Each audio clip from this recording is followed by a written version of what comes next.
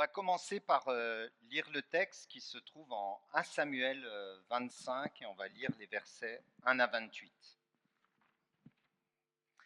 À cette époque, Samuel mourut et tout Israël se rassembla pour célébrer son deuil. On l'enterra chez lui à Rama. David se mit en route et se retira au désert de Paran. À Mahon vivait un homme très riche qui avait des propriétés dans le village de Carmel. Il possédait 3000 moutons et 1000 chèvres. À cette époque, il se trouvait à Carmel pour la tonte de ses moutons. Cet homme, un descendant de Caleb, s'appelait Nabal. Sa femme Abigaël était très intelligente et belle, tandis que son mari était dur et méchant. David apprit au désert que Nabal tondait ses moutons. Il chargea 10 de ses hommes d'aller le trouver à Carmel et de le saluer de sa part. Voici comment vous lui parlerez, leur dit-il. Longue vie à toi, que la paix soit avec toi et avec ta maison, que toutes tes affaires prospèrent. J'apprends qu'on fait la tonte de tes moutons. Tant que tes bergers ont été avec nous, nous ne leur avions fait aucun tort. Rien n'a été dérobé de leurs troupeaux pendant tout leur séjour à Carmel. Interroge tes serviteurs, ils te le confirmeront. Puissent donc mes serviteurs trouver également bon accueil auprès de toi, puisque nous arrivons en ce jour de fête. Donne-leur donc, je te prie, ce que tu auras sous la main pour tes serviteurs et ton fils David. Les jeunes compagnons de David allèrent et répétèrent à Nabal toutes ces paroles au nom de David, puis ils attendirent. Nabal leur répondit, qui est David et qui est le fils d'Isaïe? De nos jours, il y a trop de serviteurs qui s'enfuient de chez leur maître. Et vous croyez que je vais prendre de mon pain, de mon eau et de ma viande que j'ai fait débiter pour mes tondeurs pour les donner à des gens venus de je ne sais où? Les serviteurs de David repartirent et rentrèrent. Ils rapportèrent intégralement à David la réponse de Nabal. Alors David ordonna à ses hommes que chacun prenne son épée. Et chacun mit son épée à sa ceinture. David aussi ceignit la sienne et partit avec environ 400 hommes, laissant les 200 autres pour garder leurs affaires. L'un des serviteurs de Nabal alla informer Abigaël de ce qui s'était passé. Il lui dit, voici que David a envoyé des messagers depuis le désert pour saluer notre maître, mais celui-ci les a mal reçus. Pourtant, ces gens ont été très bons pour nous. Ils ne nous ont jamais fait aucun mal et rien n'a disparu pendant tout le temps que nous étions auprès d'eux dans la campagne. Ils nous ont protégés comme un rempart nuit et jour pendant tout le temps que nous avons passé avec eux auprès des moutons.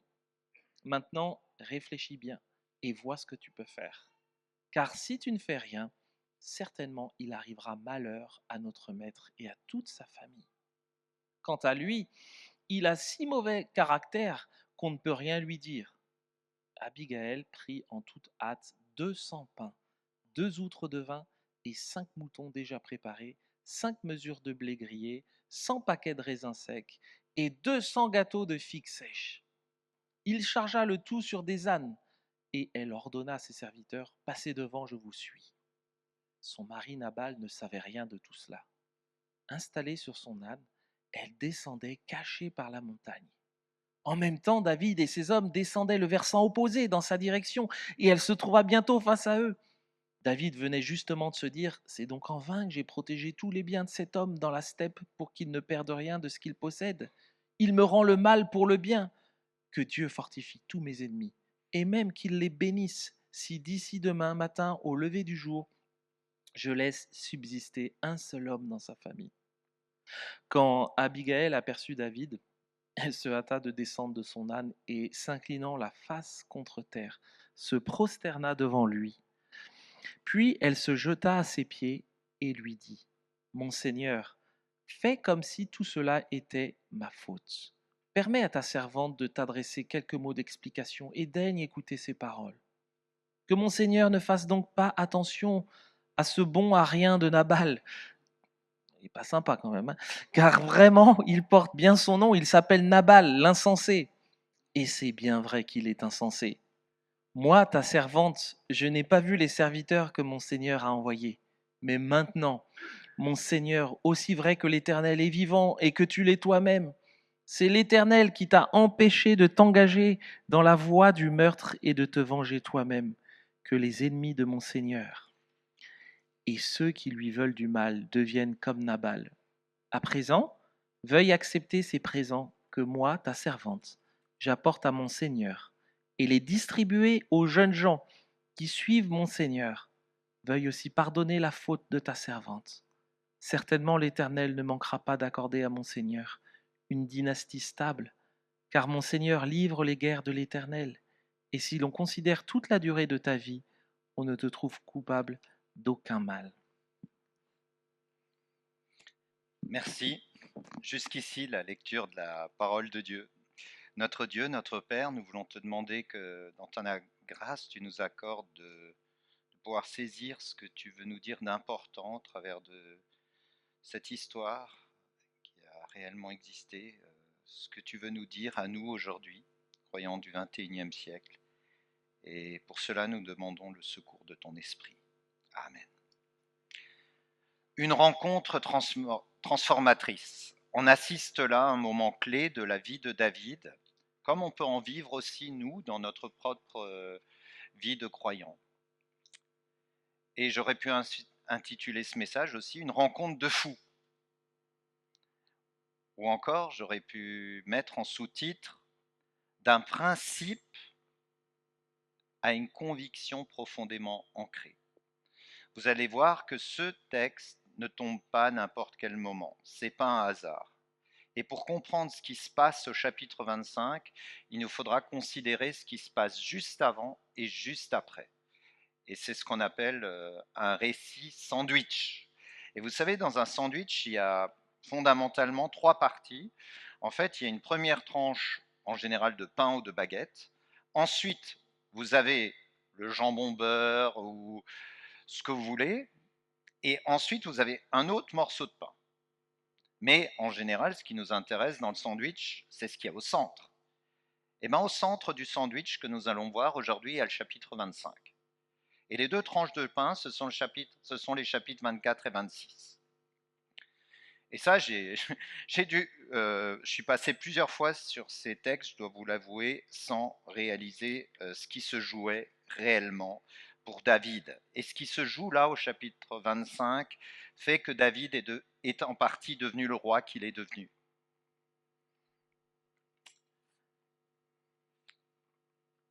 Fondamentalement, on a l'impression que ce texte nous parle de la question de la vengeance. Et c'est vrai. Comment réagir face à la tentation de se venger? Quand on vit une situation injuste, on a cette tendance naturelle de s'écouter et de vouloir se venger. De quoi s'agit-il quand on parle de vengeance? La vengeance, c'est se faire justice soi-même, en punissant l'offenseur. C'est ça la vengeance. La vengeance, c'est se faire justice soi-même en punissant l'offenseur. La vengeance, c'est un des grands problèmes de l'être humain. Et on n'a pas besoin d'être un adulte pour vouloir se venger. Les enfants le comprennent très vite et réagissent très vite de cette manière aussi. Et on retrouve la vengeance dès les premiers chapitres de la Bible, dès les premiers chapitres du livre de la Genèse. On trouve ses racines, on a ce texte, bien sûr, qui éclaire le comportement du croyant face à cette tentation, mais il est déjà question de la vengeance dans le récit de Caïn et d'Abel, et très rapidement, par la suite, on voit beaucoup de récits dont un des ressorts est la question de la vengeance et la tentation de la vengeance. Pour bien saisir ce qui se joue dans ce chapitre 25 entre David et Nabal, il faut d'abord se pencher sur le changement important qui vient de se produire en Israël. On ne se situe pas à n'importe quel moment de l'histoire de ce peuple. Il nous faudra aussi dire un mot sur le conflit qui oppose Saül, qui nous est présenté dans ce livre comme étant un autre fou, et le roi David, qui est son gendre. Et ensuite, il faudra tenir compte de l'incident qui précède le chapitre 25 au chapitre 24, lorsque David et Saül se trouvent ensemble dans une grotte, soi-disant par le plus grand des hasards. Mais le texte va nous éclairer là-dessus aussi. Et une fois que nous aurons fait ce parcours, nous serons plus à même de saisir ce qui se joue réellement au chapitre 25, qui, je vous le rappelle, est le cœur de notre sandwich. Et pour finir, nous verrons quels sont les effets de ce chapitre 25, de cet incident que David a su surmonter avec Dieu. Quels ont été les effets positifs sur sa vie au chapitre 26, où il s'agira de la deuxième tranche de pain ou le deuxième morceau de baguette. D'abord, penchons-nous sur le changement important qui vient de se produire en Israël et sur ce qui a bien pu conduire le roi d'Israël, Saül, à en vouloir ainsi à David. Vous savez que David est pourchassé par le roi Saül.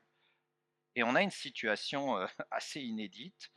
Donc, qu'est-ce qui se passe dans le livre de Samuel? On a l'instauration de la royauté. Avant, il y avait des juges, et à partir de maintenant, il y aura des rois.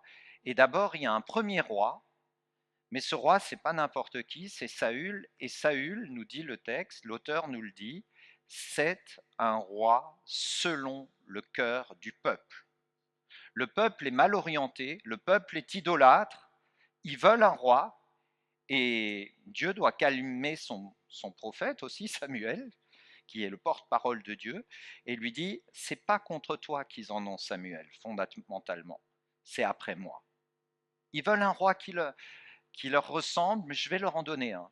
Et ce roi, c'est le roi Saül, un roi selon le cœur du peuple. Et donc ce roi est nommé, et il est oint, roi, par onction, donc, et il va enchaîner très rapidement les désobéissances qui vont conduire à son rejet de la part de Dieu. Et Dieu va alors convoquer son porte-parole, Samuel, et va lui demander d'oindre un autre roi, David, un jeune berger de la tribu de Juda, de la ville de Bethléem, et qui va lui représenter le roi selon le cœur de Dieu. Donc on est dans une situation inédite, vous avez deux rois en Israël, un roi selon le cœur du peuple, qui est effectivement roi qui règne, et un autre roi, David, qui est oint comme roi pour succéder à Saül, mais qui ne règne pas encore. Et il va y avoir des intrigues qui vont se nouer à la cour, puisque Saül a des problèmes caractériels, il a des problèmes psychologiques, et en fait, on est en présence d'un musicothérapeute, qui est David, qui va jouer de la harpe ou de la lyre, et ça va avoir pour effet de calmer le roi Saül. Donc dans la providence de Dieu, il se retrouve à la cour, il va devenir le meilleur ami de Jonathan, il va même devenir le gendre du roi. Le roi va très rapidement en vouloir à David, et tout remonte à l'incident quand il a tué Goliath et qu'ils ont vaincu l'armée des Philistins. Au retour, à la base de tout, il y a le chant de certaines femmes. Les femmes dansaient et chantaient. Saül a vaincu ses milliers et David ses dizaines de milliers. Tout part de là. Et Saül le prend très mal et dit, mais il lui manque que la royauté. Il a réalisé qu'il avait là un concurrent. Il est jaloux, c'est une jalousie maladive. Et à partir de ce moment-là, à partir du chapitre 17, il va tenter à plusieurs reprises de tuer son rival David. Et David va finalement devoir se résoudre à prendre la fuite. Et donc David est poursuivi par Saül. Donc comprenez bien, on a deux rois, un qui règne, qui est méchant, qui représente le peuple idolâtre, et un autre selon le cœur de Dieu, qui est en fuite. Et il est en fuite avec une bande de 600. D'abord, ils sont 400, ensuite, ils sont 600. Mais ce sont des gens qui sont insatisfaits de Saül ou qui ont des dettes. Enfin, et ces gens-là suivent David et ils fuient devant Saül. Nous allons maintenant rapidement nous pencher sur la confrontation entre David et Saül, dont il est question au chapitre 24. Donc c'est le premier morceau de baguette. Que se passe-t-il sur cette baguette? De quoi est-elle constituée? Donc vous voyez, il y a un conflit entre deux rois. Et là, il se passe quelque chose d'extraordinaire. Dieu permet, alors que Saül est à la poursuite du roi David, il permet que le roi Saül soit pris par un besoin pressant. Il est dit, c'est un euphémisme, il doit se couvrir les pieds. En fait, ça veut dire qu'il doit faire ses besoins. Et qu'est-ce qu'il fait? Il va se mettre dans une grotte, comme par hasard, hein, ils sont dans le désert d'En-Gedi, nous dit le narrateur au moins à 2 reprises, et il va dans cette grotte. Seulement au fond de la grotte, il y a David et ses hommes. Hasard?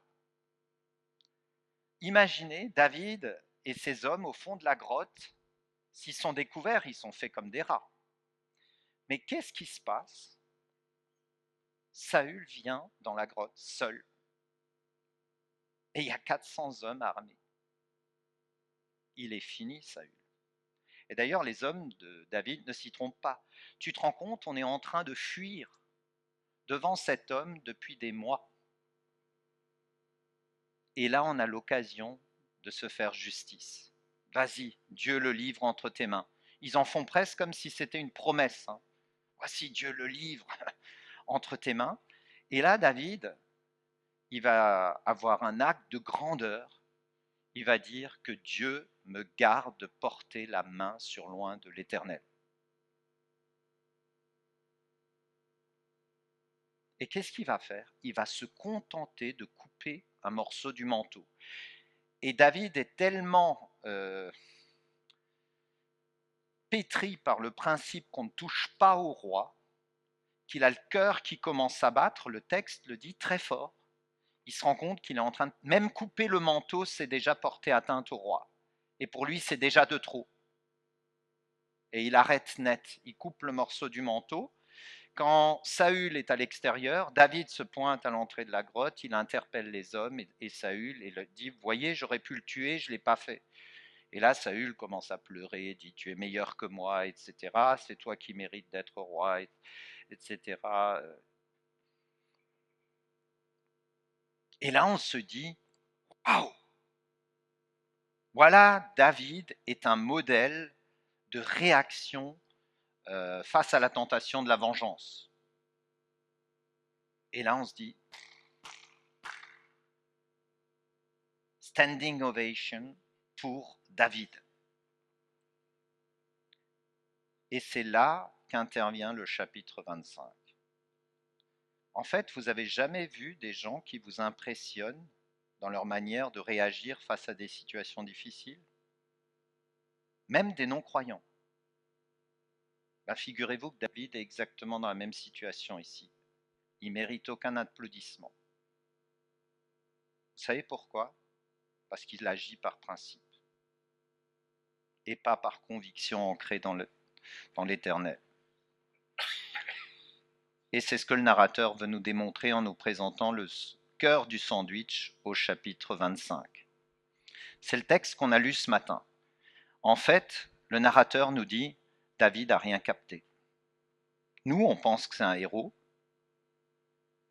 Peut-être que vous pensez qu'un voisin ou un chrétien est un héros, mais si ça se trouve, il a le même problème que David. Peut-être que moi-même, on m'admire pour quelque chose qui en fait est un problème dans ma vie. Où est le problème au chapitre 24? On voit rien, c'est lisse. Et vous avez raison de ne rien voir. Sur la base du chapitre 24, on ne peut pas savoir qu'il y a un problème. Et c'est la fonction du chapitre 25 de nous dire qu'il y a un problème dans la vie de David. On a un fou, c'est Saül. Mais au chapitre 25, on va nous démontrer qu'il y a un autre fou. Et ce fou, c'est David. Et il y a un autre fou, Nabal. Nabal veut dire fou.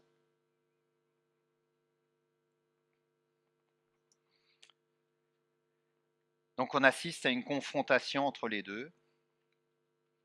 On se dit, voilà, c'est un héros fantastique.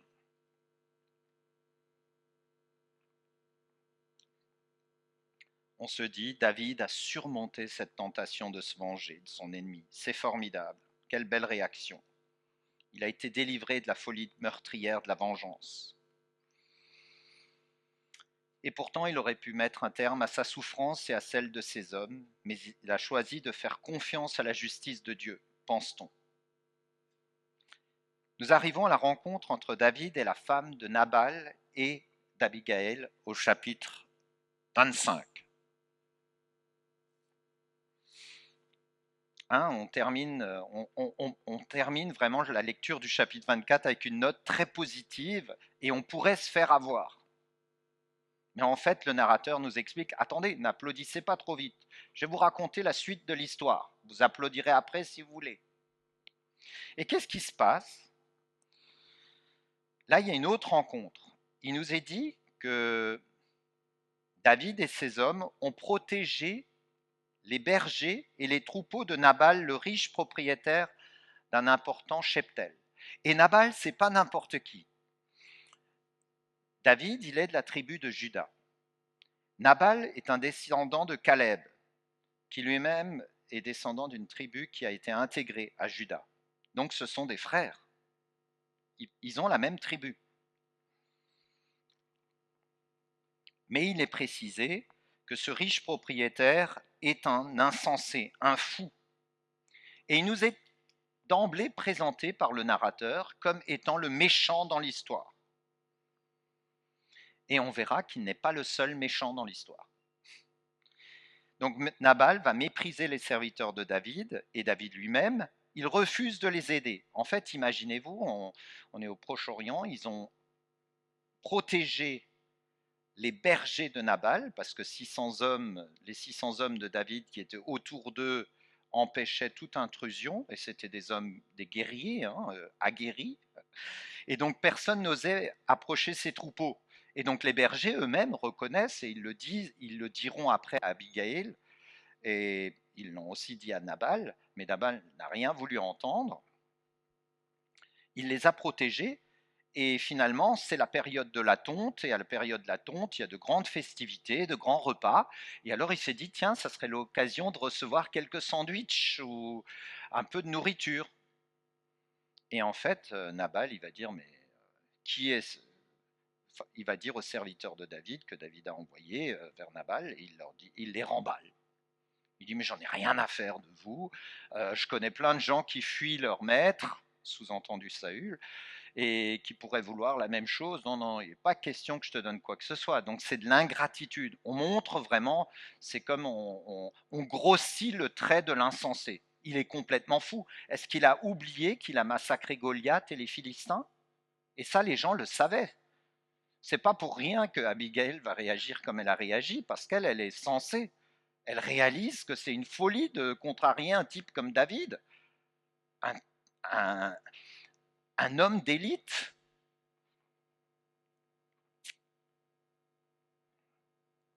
Et il fait preuve d'ingratitude, mais aussi il est complètement insensé.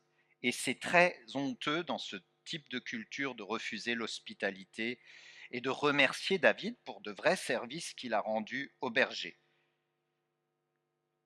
David prend alors son épée, il lève 400 de ses 600 hommes, et il pense que cet homme lui rend le mal pour le bien, ce qui est vrai. Et il dit cette parole, que Dieu le punisse que Dieu me punisse si d'ici demain matin, je laisse subsister un seul homme dans sa famille. Vous reconnaissez l'homme du chapitre 24 là? Il y a un type qui refuse de donner des sandwichs ou un repas à ses hommes et il dit, mais je vais tuer le type, je vais tuer sa femme, je vais tuer ses enfants, je vais tuer ses serviteurs, je vais tout lui prendre. Vous reconnaissez le héros qu'on était sur le point d'applaudir au chapitre 24? On ne le reconnaît pas, David. C'est complètement insensé. Et le texte va nous montrer que la réaction de David n'est pas meilleure que celle de Nabal, et pas meilleure que celle de Saül. En fait, David a l'intention de se faire justice lui-même. C'est un propre juste. Et sa réaction est complètement démesurée. C'est comme si on m'avait insulté, qu'on m'avait roué de coups et j'avais rien fait. Les gens m'applaudissent, je sors de la salle, il y a quelqu'un qui me marche sur le pied, je dégaine mon poing et je l'envoie par terre. Le chapitre 25, c'est le type qui dégaine son poing et qui envoie l'autre par terre, alors qu'il vient de jouer au super-héros juste avant. En fait, le texte du chapitre 25 est là pour nous dire, mais les amis, il n'est pas encore armé pour faire face à la tentation de la vengeance. Et reconnaissons qu'il y a des domaines de notre vie, pas seulement face à la tentation de la vengeance, où on arrive à bien réagir parce qu'on a été éduqué comme ça, parce que c'est un principe. Moi, il y a des choses qu'on m'a appris tout petit, et je ne suis pas issu d'une famille chrétienne, et ce sont des principes qui pourraient faire que les gens disent « Ah, il se conduit bien », même des chrétiens. Est-ce que vous n'avez pas des personnes dans votre entourage qui ne sont pas chrétiennes et que vous admirez? Mais l'éducation peut expliquer ça. Moi, j'étais enseignant, et bon, je le suis toujours, mais maintenant en théologie, mais avant, quand je me retrouvais en salle des profs, quand on parlait des grands problèmes de l'humanité, mes collègues, le mantra était suivant: si on veut sauver le monde, il faut l'éduquer. L'éducation sauvera le monde. Il suffit de se souvenir de la Deuxième Guerre mondiale et puis des troupes d'élite bardées de doctorats qui ont perpétré les plus grandes horreurs. Je ne crois pas au salut par l'éducation.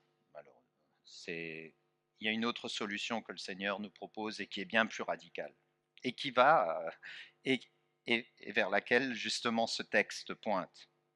Et qu'est-ce qui se passe? Il y a une femme, Abigail, qui, elle, nous est présentée comme étant sensée, intelligente. Et elle va faire preuve d'initiative, de courage, de sens pratique et d'humilité.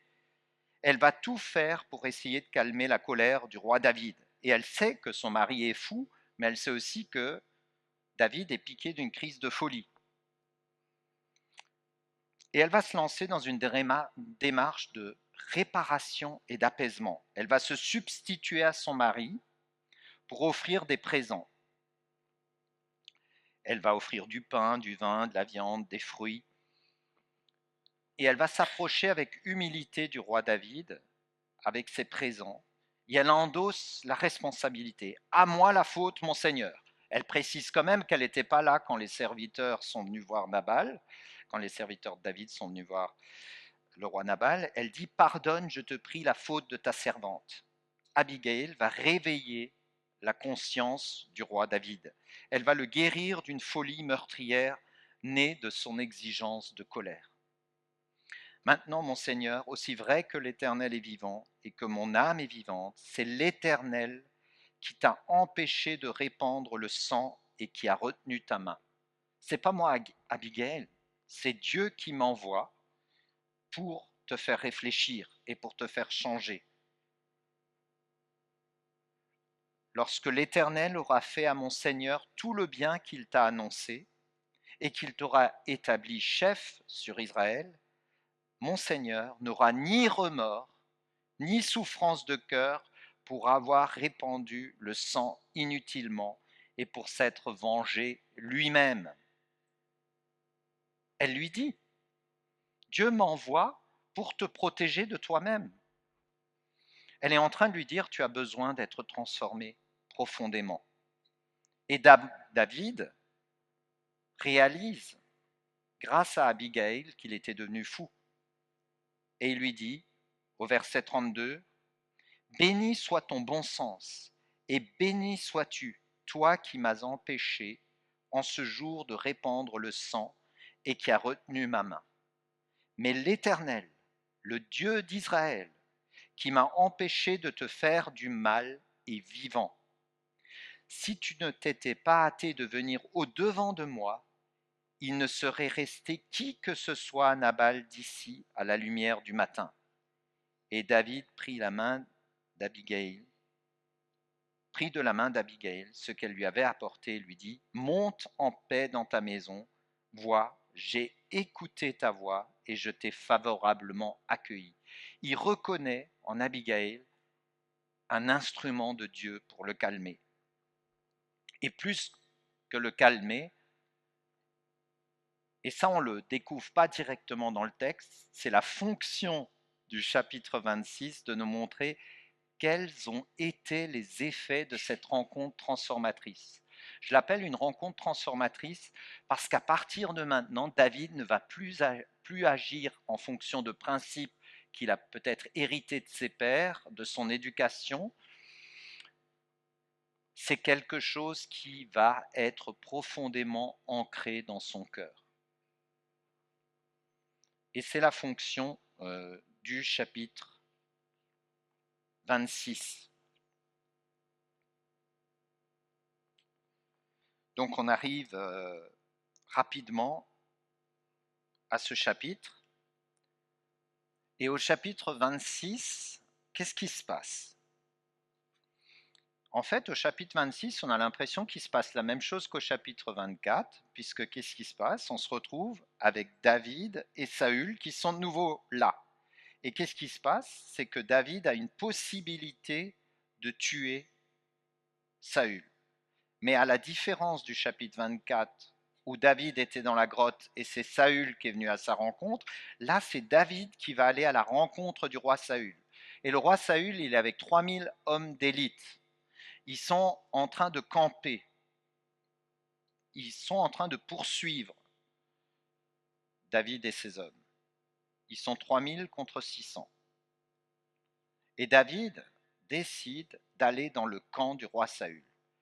Imaginez 3000 militaires d'élite. Quand il y a 3000 militaires qui campent, il y a forcément des militaires qui montent la garde.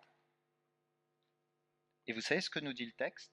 L'Éternel a fait tomber un profond sommeil sur eux. C'est Dieu qui est à l'œuvre. Parce que ce que David était en train de faire, c'était complètement fou, humainement parlant. Mais pourquoi est-ce que le narrateur nous présente cet exemple, cette histoire vraie qui s'est produite au chapitre 26? C'est pour nous montrer que David a vraiment été transformé. Cette fois-ci, ce n'est pas Saül qui vient à sa rencontre, c'est lui qui va à la rencontre du roi Saül au péril de sa vie. Et il y va avec Abishai, qui est un de ses hommes d'élite, et il va dans le camp et il se retrouve devant le roi Saül qui est en train de dormir et tout le monde dort. Même Abner, le chef de la sécurité, est en train de dormir. Ils sont tous coupables, ils ont tous échoué. Et d'ailleurs, quand ils vont se réveiller, bon. Et qu'est-ce qu'ils font? Ils prennent la lance et la cruche et ils sortent du camp. Et après, David réveille tout le monde, il s'adresse d'abord à Abner, le chef de la sécurité, mais finalement il leur dit, vous voyez, j'avais la possibilité de le tuer, je ne l'ai pas fait. Et là, Saül va même aller plus loin, il va dire, mais je sais que tu vas recevoir la royauté, promets-moi quand tu seras roi que tu ne porteras pas atteinte à mes descendants, etc. Pourquoi ce récit qui ressemble beaucoup à l'autre? C'est pour nous montrer que David a vraiment changé cette fois-ci. Il a vraiment compris la leçon qu'il ne fallait pas se venger pour de bonnes raisons et son ancrage maintenant il était en Dieu et il avait été transformé par Dieu lui-même. C'était plus par principe qu'il agissait mais par conviction et une conviction ancrée en Dieu. Il savait que c'était fondamentalement mauvais et qu'il fallait faire confiance à Dieu pour faire justice.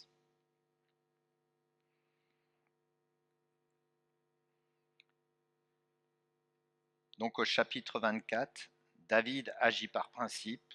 Au chapitre 26, David agit par conviction parce qu'il y a eu cette transformation suite à la rencontre avec Abigail au chapitre 25. Conclusion.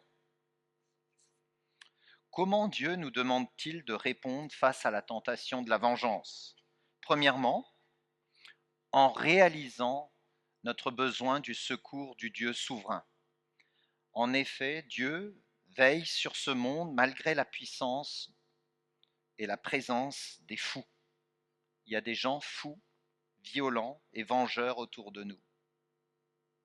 Vous savez que fondamentalement, un fou, selon la Bible, c'est quelqu'un qui n'a pas de considération pour Dieu dans sa vie. C'est ça un fou, un insensé.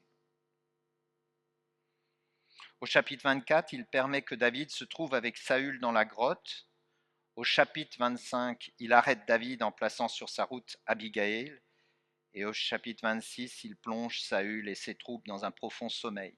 Donc voyez que finalement, c'est Dieu qui est aux commandes dans tout ce récit. Dieu est souverain jusque dans les détails, jusqu'au point de faire aller quelqu'un faire ses besoins et le livrer entre les mains de quelqu'un d'autre.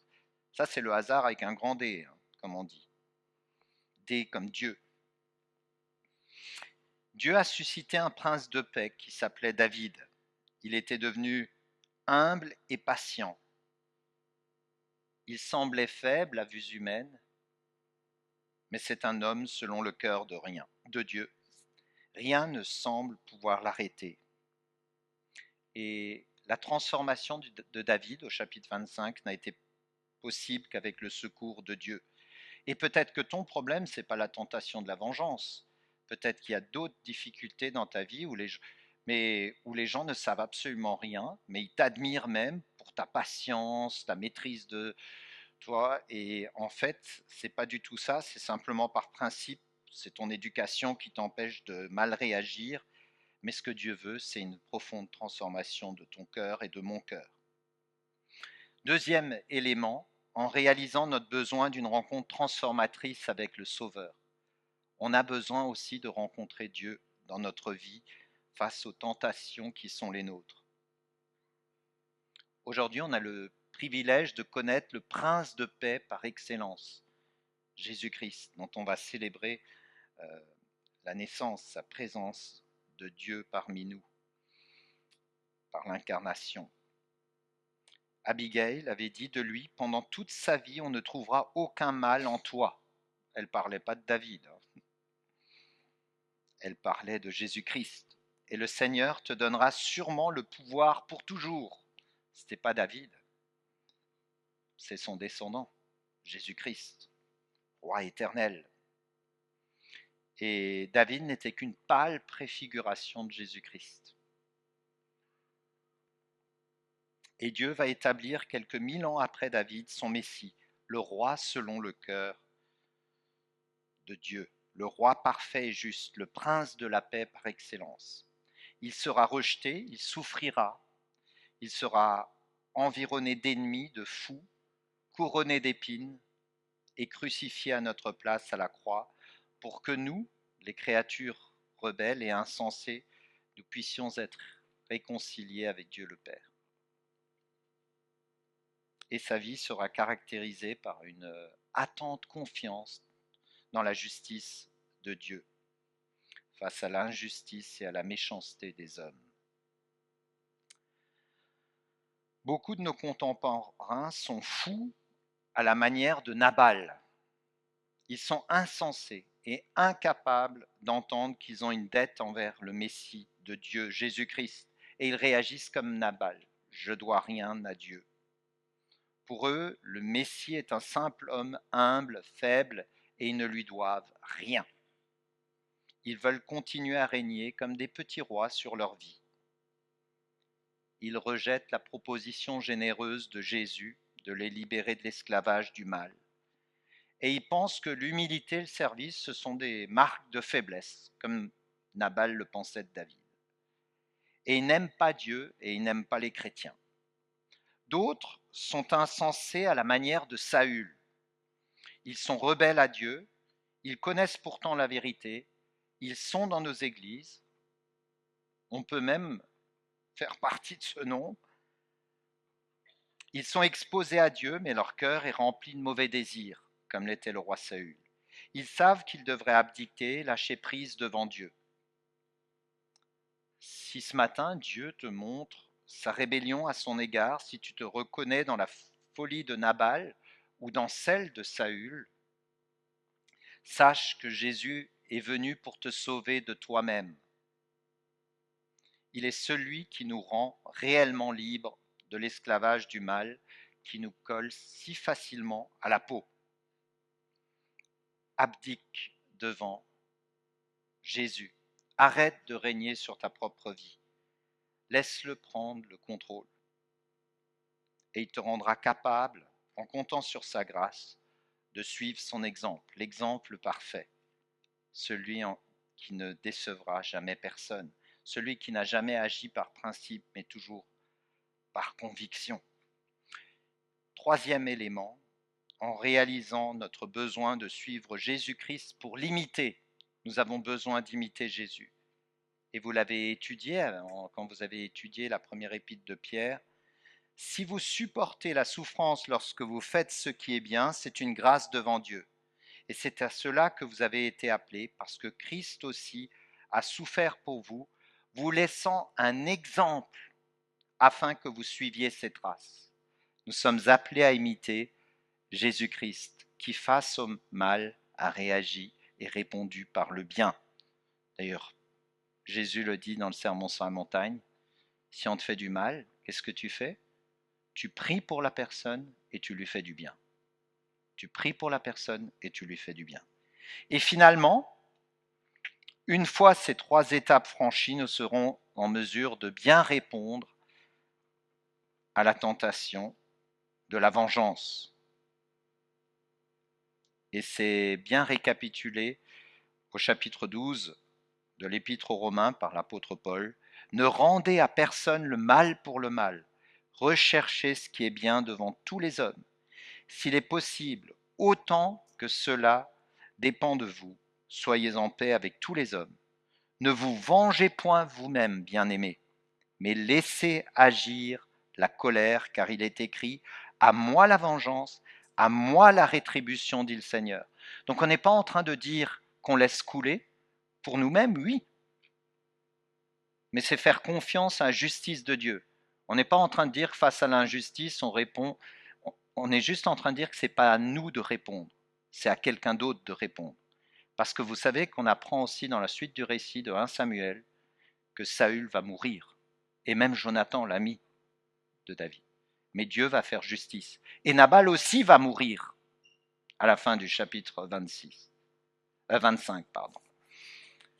Dieu fait justice. Donc, lâcher prise et faire confiance à la justice de Dieu. Et ça peut prendre des années parfois jusqu'à ce que Dieu fasse justice. Mais ce que nous ne voyons pas, c'est que pendant ces années, Dieu est en train de nous former et de nous transformer. Qu'est-ce qui a fait que David est devenu un roi dont on parle encore aujourd'hui comme modèle qui pointe vers Jésus? C'est parce qu'il est passé par ces épreuves et qu'il a vaincu en comptant sur Dieu et parce qu'il s'est laissé transformer. Ne te laisse pas vaincre par le mal, mais surmonte le mal par le bien. Je vous invite à la prière.